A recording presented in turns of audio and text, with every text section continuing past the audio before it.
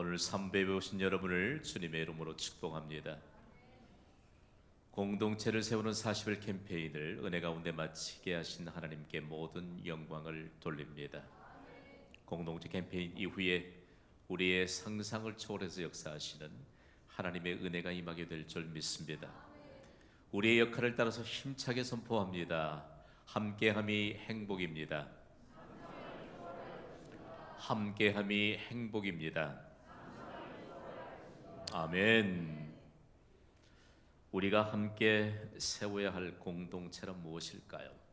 늘 강조하지만 이건 대단히 중요한 문제입니다. 공동체라고 하는 것은 함께하는 사회를 일컫습니다. 공동체란 정해진 테두리 안에서 구성원들이 모든 것을 함께 이루는 것입니다. 특히 나라는 개념에서 우리라는 개념으로 정립되는 것이 바로 공동체입니다. 교회는 원래 공동체입니다. 영어권에서는요, 물론 교파에 따라서 장로교회라고도 이름도 붙이고 침례교 혹은 성결교 다양하게 붙이지만 공통적으로 붙여진 표현 하나 있는데 그것이 바로 교회가 공동체이기 때문에 모든 교회를 커뮤니티 처치라고 합니다. 아주 명확한 표현이죠. 여러분, 우리가 오늘 함께 복받을 자로 예배 중에 있음을 믿습니다. 그러므로 여러분, 우리가 함께 함으로 그리고 함께 할 때 비로소 하나님께서 우리에게 약속하신 일들을 이루어 주신다는 사실들을 경험하도록 하나님이 경신교회를 세우셨습니다. 그래서 우리를 이끌어서 함께 복을 받는 그리고 함께 하나님이 기뻐하시는 일을 이루는 하나님의 가족이라고 일컫습니다. 우리가 하나님의 가족인 것을 믿으시면 아멘 하시기 바랍니다. 우리가 하나님의 가족일진데 정립해야 될 또 전환되어야 될 중심 개념이 있다는 것이죠. 하나님의 가족은요, 나라고 하는 개념에서 이제는 우리라고 하는 개념으로 전환되어야 합니다. 우리의 사전에서 나라고 하는 단어를 지우는 것이죠.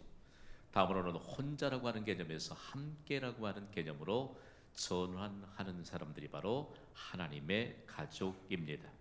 그렇다면 하나님의 가족인 우리가 함께함이 행복입니다 라고 하는 주제로 40일 동안 공동체를 세우는 캠페인을 왜 해야만 했을까요?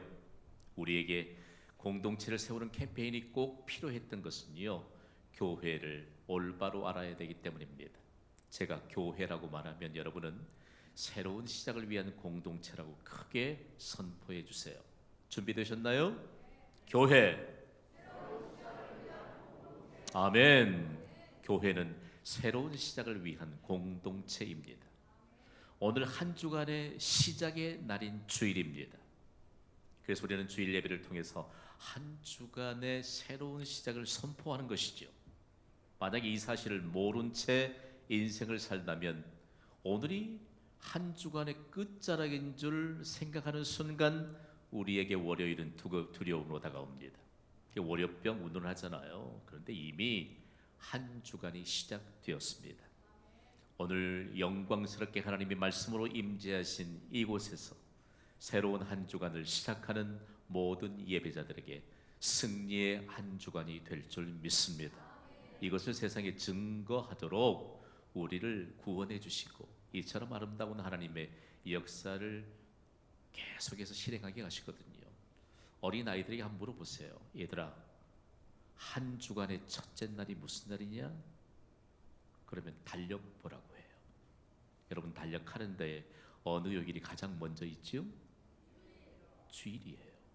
대단히 중요해요. 새로운 한 주간의 시작을 위한 공동체가 바로 교회입니다. 다음으로는 인생의 새로운 시작을 위한 공동체가 바로 교회입니다.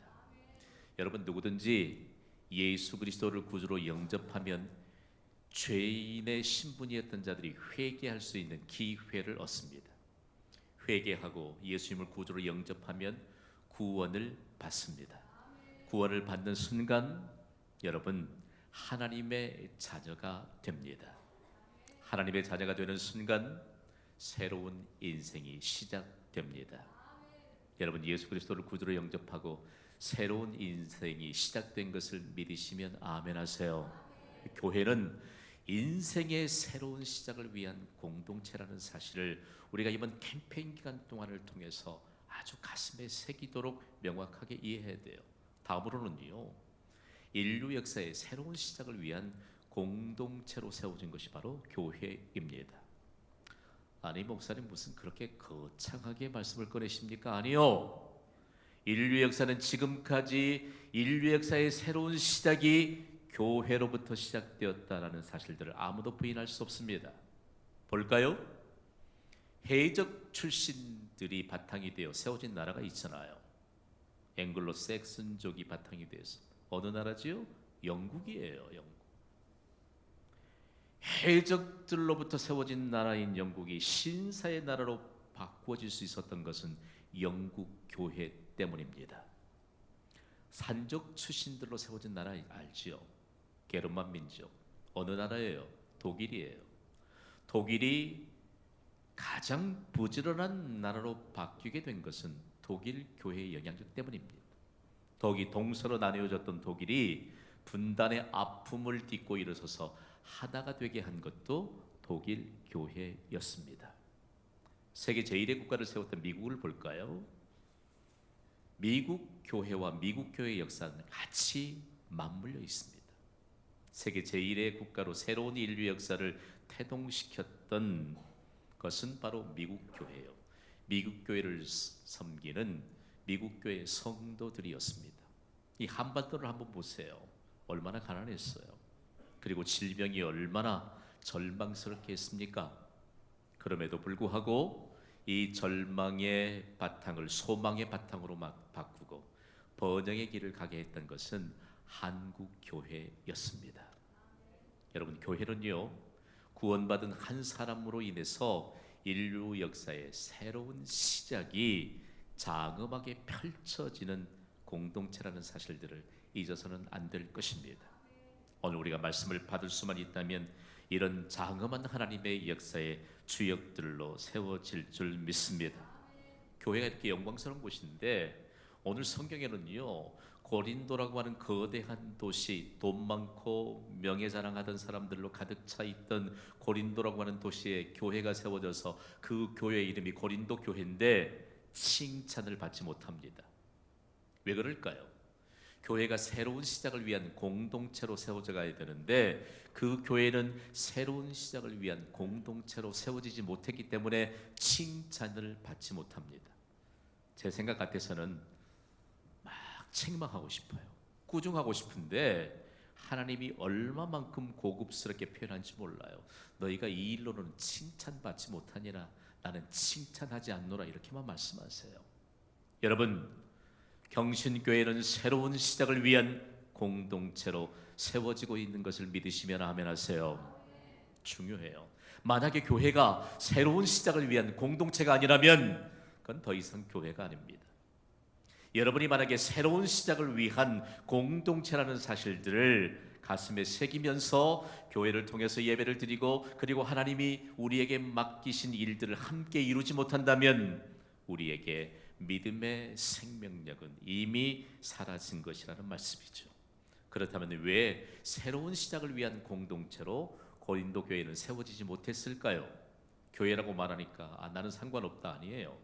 교회라고 말하면 교회를 섬기는 모든 성도 개개인을 다 일컫습니다. 그래서 우리 개개인이 교회거든요.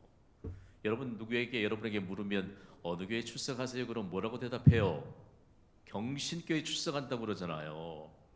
그냥 머리 극적이면서 그냥요 이렇게 대답한 사람 없어요. 중요해요. 왜 이렇게 칭찬받지 못했을까? 도대체 무엇이 문제였을까? 예수님이 십자가를 지시기 전날 밤 목요일 밤에 제자들과 최후의 만찬을 가지셨거든요. 그러면서 성찬을 제정하시면서 예수님이 나누어 주셨던 떡과 잔이 교회가 탄생될 교회 탄생의 근거가 되었고 그리고 그것이 교회의 새로운 시작을 위한 공동체라는 것에 대한 근거가 있었는데 그 교회가 설립된 이후에 성찬식을 행하고 있었지만 잘못된 성찬으로 말미암아 교회가 칭찬받지 못하고 있습니다. 여러분, 경신교회는 매월 첫 주일에 성찬식을 시행합니다. 모범적인 교회로 한국교회 역사상 그렇게 이해되고 있는 교회가 어느 교회라고요? 경신교회입니다. 만약에 우리 교회가 올바른 성찬을 시행하지 못하고 그리고 성찬에 대해서 이해하지 못한다면 우리 역시 칭찬받지 못한 교회가 된다는 것입니다. 도대체 무엇이 문제였을까? 우리가 함께 본문을 읽었기 때문에 제가 이 내용을 좀 정리해 보면, 뭔가 잘못 이해된 것, 그리고 거룩한 주의 만찬을 자기의 만찬으로 바꾸어 버린 것으로 말미암아 비롯되었다는 것입니다. 한번 따라합시다. 주의 만찬인가? 자기의 만찬인가? 자, 중요해요. 하나님이 제정하신 주의 만찬인 성찬을 자기의 만찬으로 바꿔버렸습니다. 쉽게 말하면요, 교회가 떡을 떼고 잔을 나누어 주는 성찬식을 행하는데 그게 참 보기가 좋아요. 그렇죠? 참여하는 사람들 보니까 진지하고, 그런데 이것을 영적인 것을 육적인 것으로 바꾸어서 모방하게 되는 일들이 일어났다는 것입니다. 여러분, 모여서 성찬식을 행해야 되는데 다른 음식을 잔뜩 싸와서 부자들만 함께 산의 진미를 먼저 식탁에 배설해 놓고 자기들끼리만 초대해서 먹고, 그리고 성찬식제에 나누어 줬던 이 알코올이 없는 포도즙을 마치 자신들이 즐기는 술로 오해한 나머지 술을 갖다 부어라 마시고 하면서 그 음식과 함께 흠뻑 취해버린 이 상황들을 오늘 이렇게 좀 어렵게 기록해 놓았습니다. 그러면서 가난한 사람들은 그 근처에도 가지 못하면서 배고파 굶주려 있는 사람들은 외면하고, 그러면서도 이것이 마치 거룩한 주의 만찬인 것으로 오해하고 있는 이런 상황 가운데서 꾸중을 듣고 있는 것입니다. 뭘까요? 여러분, 영적인 식탁에는 차별이 없음을 믿으시기 바랍니다. 영적인 식탁엔 차별이 없이 구별된 하나님의 백성들이 이처럼 은혜를 누리는 것인데, 여러분, 영적인 것을 육적인 것으로 바꾸면서부터 구별이 아닌 차별화를 열어가는 교회에 하나님이 칭찬하실 수가 없지요. 그러면서 공동체적으로 함께 참여해야 될 것을 부분적으로 끼리끼리 시행하게 되면서 공동체적인 측면을 개인의 측면으로 바꾸면서부터 교회는 생명력을 잃어버렸습니다. 그래 교회에 대한 기대감이 없는 것이지요. 다음으로는 영적인 식탁을 육적인 식탁으로 바꾸면서 그들이 어떤 일들을 태동시켰을까? 하나님이 주신 새로운 양식에 대한 기억을 완전하게 지워버렸습니다.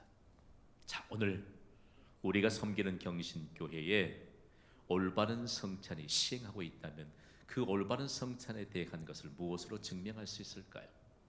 성찬에 참여하는 모든 성도들의 구별된 삶으로 증명되어야 할 줄 믿으시기 바랍니다. 오늘 말씀을 잘 받으셔야 합니다. 만약에 오늘 우리가 말씀을 잘 받지 못한다면 우리의 일평생 동안 그냥 성찬식에 떡과 잔을 받기는 하지만 우리의 삶과는 아무런 상관이 없는 육적인 연장선이 된다면 오늘 우리는 귀중한 은혜를 놓쳐버리게 되는 것입니다. 여러분, 오늘 우리에게 있어서 하나님이 은혜를 부어주시고자 할 때 우리가 영적인 차원의 것을 육적인 차원의 것으로 바꾸어 버리고 있는 이 사실, 그리고 오늘 우리에게 주어진 일들 가운데 공동체적인 것을 개인적으로 바꾸어 버렸다는 사실은 도대체 무엇을 얘기할까요? 여러분, 우리는 함께 복받는 자들입니다. 함께 복받기 위해선 우리가 함께 하고 있다는 사실에 대한 근거가 있어야 되거든요. 이것이 삶으로 연장되어서 우리의 삶 속에서 이 사람은 정말 함께하는 사람이고 함께하는 것을 추구하면서 오늘도 예배를 통해서 우리가 함께하는 공동체적인 측면이 나로 인해서 이 예배를 통해 반드시 받게 될 하나님의 은혜로 증명이 되어야 한다는 말씀입니다.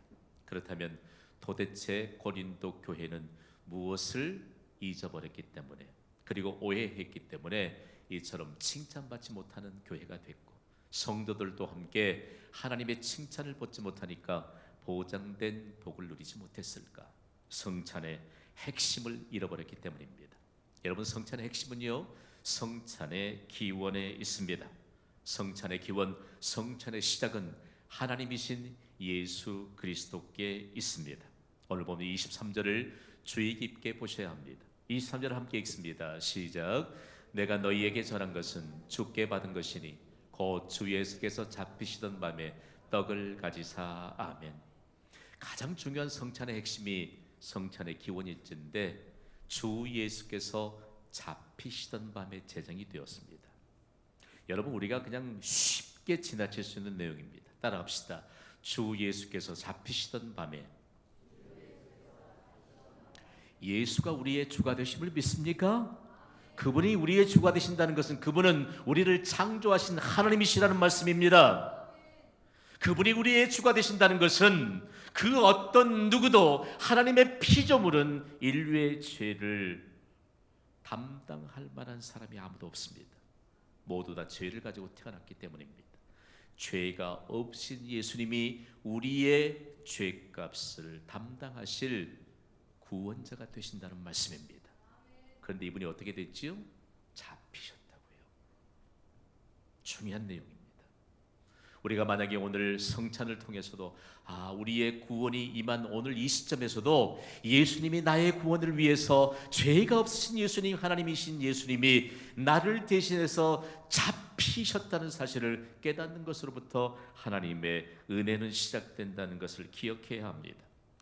예수님이 십자가에서 자신의 몸을 희생제물로 죄인들의 죄값으로 지불하시기 위해 십자가에서 희생을 당하셔야 되는데 그 전달 밤인 목요일 저녁에 제자들과 함께 최후의 만찬을 가지셨습니다. 그리고 그때 성찬을 제정하셨습니다. 그런데 성찬을 제정하신 이후에 제자들과 함께 늘 기도하시던 감람산으로 옮겨가셨습니다. 그때 그 행렬을 보면요, 찬미하면서 찬송하면서 기도의 장소로 옮겨가셨거든요. 예수님이 기도하면서 제자들을 이만큼 두시고 너도 함께 깨어서 기도하라 라고 말씀하시면서 예수님이 조금 더 떨어진 곳에 가셔서 마치 땀방울이 핏방울이 되도록 기도하셨는데 제자들이 돌아와 보니까 자고 있거든요. 피곤했기 때문입니다. 그러면서 너희가 잠시도 깨어 기도할 수 없겠느냐라고 말씀하실 때 예수님을 배반했던 가룟 유다가 종교 지도자들과 함께 결탁해서 예수님을 마치 강도를 잡으러 온 것처럼 신호를 보내면서 예수님을 잡으러 왔습니다. 그때의 모습을 보니까 마치 흉악한 강도범을 체포하듯이 칼과 무기를 가지고 예수님을 잡으셨습니다. 마치 흉악한 죄인을 붙잡아서 질질 끌고 갔듯이 성경은 예수님을 체포해서 질질 끌고 가셨다라고 기록하고 있습니다. 지금도 예루살렘에 가면요, 예수님이 기도하셨던 감람산 기슭인 겟세마네에서 예수님을 체포하셔서 중죄인처럼 질질 끌고 그 가파른 길을 내려서 다시 가파른 길을 올라 대제사장 가야바의 관정에까지 예수님을 끌고 가셨던 그 길을 보존하고 있습니다. 이전에는 개방해서 사람들이 출입했지만 지금은 완전히 차단시켜놓고 인류 역사의 아픔의 역사를 그대로 보존하고 있습니다. 여러분, 예수님은 죄가 없으세요. 우리에게 영원한 생명을 주시기 위해 죄 없으신 예수님이, 우리를 만드신 예수님이 내 대신 잡히시고 질질 끌려가시는 수모를 당하셨습니다. 나를 위해서, 죄인된 나를 위해서 예수님은 그런 수모를 당하셨습니다. 그리고 그 다음 금요일에 십자가에서 예수님이 성찬을 제정하시면서 제자들에게 떡을 떼어주시면서 이것이 십자가에서 너희의 죄값으로 지불돼 찢겨질 내 몸이라고 하셔 주셨습니다. 예수님이 성찬을 제정하시면서 포도주잔을 나눠주시면서 이것은 십자가에서 많은 사람의 구원을 위한 언약의 피로 나누어주셨습니다. 예수님은 말씀만 하지 아니하시고 죄인인 우리를 위해 사랑하시고 희생하심을 십자가에서 보여주셨습니다. 그래서 우리는 예수님으로부터 사랑의 빚을 진 자들입니다. 이 예배는 사랑의 빚을 진 자들이 예수님의 은혜에 감사해서 이 예배를 섬기는 것도 너무너무 당연할 것인데, 오늘 이 예배를 통해서 예수님 앞에 나온 모든 이들에게 한 주간의 새로운 시작을 선포하며 승리의 한 주간을 보장하도록 이곳에 우리를 부르셨습니다. 믿으시면 크게 아멘으로 화답하시기 바랍니다. 예배가 부담이 되는 순간 우리는 예수님의 사랑과는 상관이 없는 사람들로 살아갈 수밖에 없습니다. 하나님은 우리의 중심을 보시는 줄 믿습니다. 예배엔 사랑에 빚진 자들이 그 은혜에 감사해서 새로운 시작을 선포하며 새로운 한 주간의 승리를 보장해 주시는 그 예수 그리스도의 은혜의 보좌 앞에 우리가 기꺼이 나와서 앉는 것입니다. 오늘 이곳이 우리의 새로운 시작을 선언하는 축복의 자리가 될 줄 믿습니다. 그러면서 예수님이 제정하신 이 성찬이 새로운 시작을 위한 근거인 것을 고린도 교회가 지나쳐버렸고, 오늘 이 시대에 수많은 교인들이 지나치고 있다면 오늘 하나님의 부르심을 받아 이곳에서 함께 예배함으로 새로운 시작의 근거를 배우고 있는 경신교회 성도들에게 마음을 열고 말씀을 받을 것을 가르쳐 주십니다. 여러분, 예수 그리스도께서 제정하신 성찬은 새로운 시작의 근거입니다. 이 성찬이 새로운 시작의 근거인 것은 무엇일까요? 예수님이 새로운 시작의 근거인 성찬을 통하여 새로운 양식을 주셨기 때문입니다. 우리가 양식 먹지 않으면 사람 생명 유지 못하잖아요.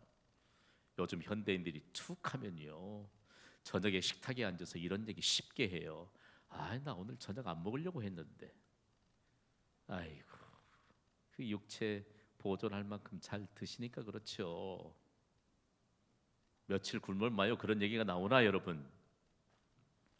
다이어트 해야 되는데 잘 드시고 사니까 그래요. 안 그래요? 축하면 그래요. 우리는 이 양식에 길들여져 있고 어쩌면 이 양식에 의지하며 살고 있는지 몰라요. 그러나 예수님이 성찬을 제정하시면서 새로운 시작의 근거가 되는 그 증표로 우리에게 새로운 양식을 주셨습니다. 그 양식은 생명의 떡입니다.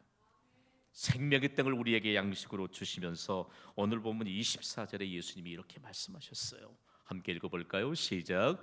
축사하시고 떼어 이르시되 이것은 너희를 위하는 내 몸이니 이것을 행하여 나를 기념하라 하시고 아멘.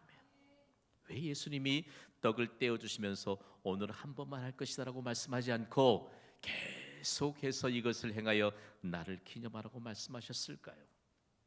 여러분, 우리 번역본에는, 우리 한글 번역본에는 떡이라고 기록이 됐지만 그들은 떡 안 먹거든요. 빵이에요. 빵이 주식입니다. 우리 떡 하면 우리는 어쩌다 잔치 때 한번 먹는 것을 떡으로 오해하는 분들이 제법 많아요.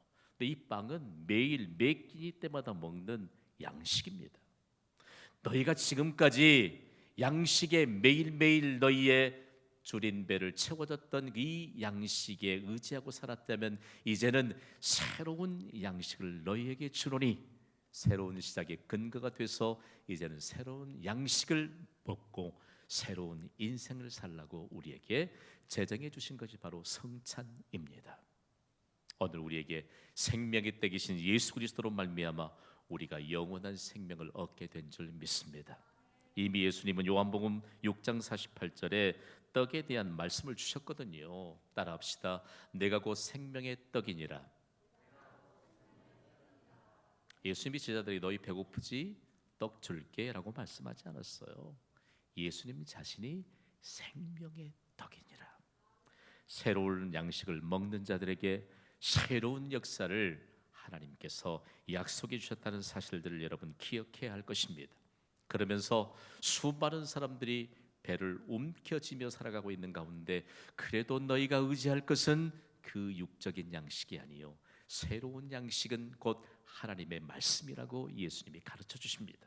마태복음 4장 4절에 예수님이 이렇게 말씀하십니다. 읽습니다. 시작. 기록되었으되 사람이 떡으로만 살 것이 아니요 하나님의 입으로부터 나오는 모든 말씀으로 살 것이니라 하였느니라. 아멘. 생명의 떡인 하나님의 말씀은 예수 그리스도이십니다. 예수 그리스도는 내 안에 계십니다. 그러므로 내 안에 계시는 생명의 떡이신 예수님으로 말미암아 우리가 새로운 양식을 먹는 자들이 되었으니 영원한 생명을 누릴, 영원한 생명과 즐거움을 누릴 천국으로 옮겨가게 될 줄 믿습니다. 그동안 우리에게 있는 모든 육적인 문제, 예수님이 생명의 양식을 먹는 자들에게 해결해 주시는 승리의 놀라운 약속이 우리의 삶을 통해 증거될 줄 믿습니다. 이 시간 말씀 받을 때 우리의 육적인 문제를 해결해 주시는 생명의 떡이신 예수 그리스도의 능력이 임하기를 주님의 이름으로 축원합니다. 우리가 의지하는 것이 무엇인가를 생각하면서 깨닫는 시간이기 때문입니다. 다음으로 우리에게 예수님이 제정하신 성찬이 새로운 시작의 근거가 되는 것은 두 번째 주신 생명의 양식이 있기 때문입니다. 이것은 축복의 잔입니다. 여러분, 고린도 교회는 이미 이 사실에 대해서 예수님이 바울을 통해서 지적하시면서 고린도서 10장 16절에 이미 이 축복의 잔에 대한 말씀을 주셨거든요. 함께 읽어볼까요? 시작. 우리가 축복하는 바 축복의 잔은 그리스도의 피에 참여함이 아니며 우리가 떼는 떡은 그리스도의 몸에 참여함이 아니다. 아멘. 혹시 남성분들 그리고 현대를 살아가는 여성분들 혹시 술에 대한 그런 부담에 아직도 갇혀 있다면 저는 영적인 지도자로서 내 인생을 사는 동안까지 말씀의 진리를 좀 여러분과 함께 나누고 싶습니다. 인류 역사상 잔이라고 하는 것은요, 여기에 알코올을 부을까 음료를 부을까를 고민하라고 주신 게 아닙니다. 이 잔은 하나님 닮은 존재로 사람을 만드시면서 개인의 인생을 의미합니다. 하나님이 사람을 만드시고 복을 주시기 위해 우리를 하나님 닮은 존재로 지으셨습니다. 믿습니까? 그래서 우리가 알 수 없었던 성경적인 배경 안엔 자신에게 주어진 인생이 잔이라고 하는 분명한 해석이 있습니다. 그리고 이 개인의 인생인 이 잔에는 하나님이 축복이나 저주를 담아주신다는 분명한 해석이 있습니다. 그러니까 우리가 인생을 사는 동안 우리의 인생의 잔에 하나님의 축복이 담겨지도록 새로운 시작을 위해 예수님이 성찬을 제정해 주시면서 이 사실을 다시 일깨워 주십니다. 여러분, 우리의 인생의 잔에 축복으로 가득 채워지는 인생을 살아가시기를 바랍니다. 믿음의 사람 다윗을 보세요. 그에게는 이스라엘의 왕권도 중요한 게 아니었습니다. 그에게는요, 어떤 화려한 인생에 관한 것이 그에게 보장이 됐지만 그게 중요한 것이 아니요, 내 인생의 잔에 하나님의 축복이 채워지는 자에 대해서 지대한 관심이 있었습니다. 그는 시편 23편 5절에 이런 배경을 따라 이렇게 노래하잖아요. 읽습니다. 시작. 주께서 내 원수의 목전에서 내게 상을 차려주시고 기름을 내 머리에 부으셨으니 내 잔이 넘치나이다. 아멘. 여러분, 그런데 한 가지 조금 의문이 생기잖아요. 예수님은 나를 대신해서 고난의 십자가를 지셨고 나를 대신해서 고난의 잔을 마시셨는데 왜 예수님이 주신 잔은 축복의 잔이 될 수 있느냐는 것입니다. 우리가 받아야 될 고난의 잔을 예수님이 죄가 없으신데 죄가 없으신 예수님이 나를 대신해서 고난의 잔을 받으셨으므로 예수님이 우리에게 주신 잔은 축복의 잔이 되었습니다. 또 하나의 분명한 근거는 예수님께는 불가능이 없으십니다. 그러므로 예수님이 나를 대신해서 고난의 잔을 받으셨기 때문에 우리에게는 축복의 잔이 된 것입니다. 이것을 통해서 우리에게 성찬을 통해 새로운 양식을 주었으니 너희가 이제는 새로운 양식을 먹는 자들이니라 라고 말하면서 새로운 양식을 먹는 너희에게 성찬을 제정하시면서 새로운 시작의 근거가 되신 예수님을 의지하는 믿음으로 살라고 하시는 것입니다. 자, 볼까요? 새로운 양식인 예수님의 살인 떡과 예수님의 피인 이 잔은 과연 어떤 의미가 있을까? 예수님의 살과 피인 떡과 잔은 구원의 완전한 요소입니다. 예수님만 믿으시면 완전한 구원을 얻습니다. 예수님을 믿고 구원받는 자에겐 완전한 축복이 임합니다. 이 사실을 오늘 우리에게 깨우쳐 주십니다. 그러면서 오늘 우리에게 믿음으로 예배하는 우리 모두에게 한 주간의 새로운 시작을 선포하는 축복의 자리에 앉은 너희들아, 너희의 인생이 예수 그리스도를 믿는 믿음으로 말미암아 새로운 양식을 먹는 자들이 되어서 새로운 인생이 시작된 것을 아느냐라고 묻습니다. 그러면 우리가 섬기는 경신교회는 새로운 시작을 위한 공동체일까요? 여러분 어떤 대답을 하고 싶습니까? 우리가 섬기는 경신교회는 새로운 시작을 위한 공동체임에 틀림이 없습니다. 경신교회 안에는 새로운 시작을 위한 여러 공동체들이 준비되어 있기 때문입니다. 누구든지 이 공동체에 함께하기만 하면 새로운 시작을 위한 공동체에서 경험할 수 있는 은혜가 임합니다. 참 묘하지요? 내가 공동체에 함께하지 않으면 그 어떤 은혜도 우리는 경험할 수 없습니다. 자, 먼저 경신교회에는 예배 공동체가 있습니다. 이 공동체를 일컬어서 함께 모이는 공동체라고 합니다. 장년부 예배 공동체가 있지요. 그리고 다음 세대인 유치부터 청년부까지의 예배 공동체가 있습니다. 다음으로 우리가 공동체로 예배로 모였다면 반드시 흩어져야 합니다. 흩어져서 다시 작은 그룹인 공동체로 모여야 합니다. 장년부 공동체를 볼까요? 믿음직으로부터 여러 목장이 있고요, 소망직으로부터 여러 목장이 소속돼 있고, 사랑직으로부터 여러 목장들이 편성이 돼 있고, 그리고 희락직으로부터 여러 목장들이 포함되어 있습니다. 그리고 화평직으로부터 여러 목장들이 포함이 돼 있고, 충성직으로부터 여러 개의 목장들이 편성이 됐습니다. 그리고 대학 청년부 공동체는 여러분 대학 청년들로 이루어진 여러 개의 목장들로 구성이 돼 있고, 어린 영아부부터 다음 세대에 이르기까지 이와 같이 함께 참여하게 됨으로 새로운 시작의 근거인 공동체가 예비되어 있습니다. 또 그것만이 아닙니다. 자치기관이 함께 모이는 공동체가 있습니다.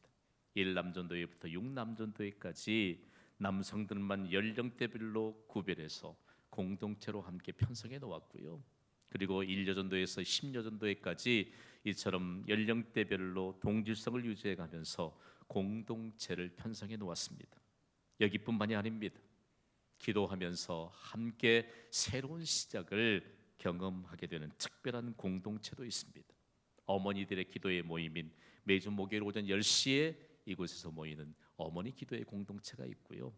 특별히 주말에 새벽 시간에 모이는 40대, 50대 믿음의 가정들이 모이는 아버지 기도의 공동체도 있습니다. 여러분, 우리는 어떤 공동체에 참여하고 있습니까? 오늘 믿음의 비밀들을 우리에게 한가득 안겨 주십니다.